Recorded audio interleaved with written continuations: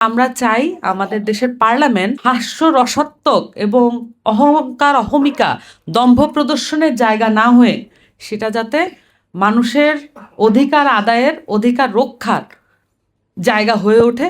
বাংলাদেশে খুব কম পরিবার বা কম এলাকা আছে, কম উপজেলা আছে, কম ওয়ার্ড আছে যেখানে বিএনপির নেতারা পালিয়ে থাকেন নাই, আশ্রয় নেন নাই। খুব কম জায়গা আছে, কোনো না কোনো নেতা ছিলেন। সো আমরা আসলে আমাদের যে সবচাইতে ছোট ইউনিট, আমরা তো রাষ্ট্রকে গঠন করতে চাইলে আমার সবচেয়ে ছোট ইউনিট পরিবারকে আমার গঠন করতে হবে।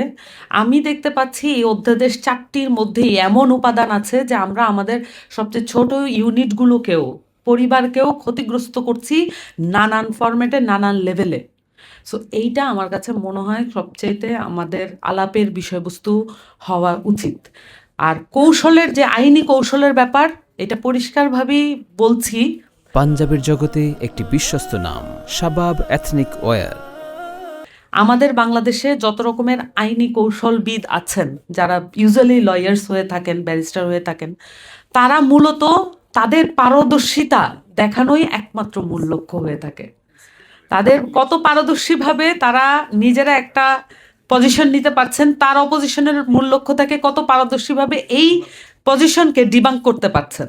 কিন্তু এখানে যে আসলে অনেকগুলো মানুষের মানবিক মর্যাদা লঙ্ঘিত হচ্ছে, এইটাকে প্রেজেন্ট করার মতো পলিটিশিয়ান এবং আমি বলবো যে আইনি বিশ্লেষক, এটারও অভাব দেখা যায়। আমরা এই অবস্থা থেকে পরিত্রাণ চাই এবং আমরা চাই আমাদের দেশের পার্লামেন্ট হাস্যরসাত্মক এবং অহংকার অহমিকা দম্ভ প্রদর্শনের জায়গা না হয়ে সেটা যাতে মানুষের অধিকার আদায়ের অধিকার রক্ষার জায়গা হয়ে ওঠে, সেটা চাইবো। সকলকে ধন্যবাদ। আসসালামু আলাইকুম।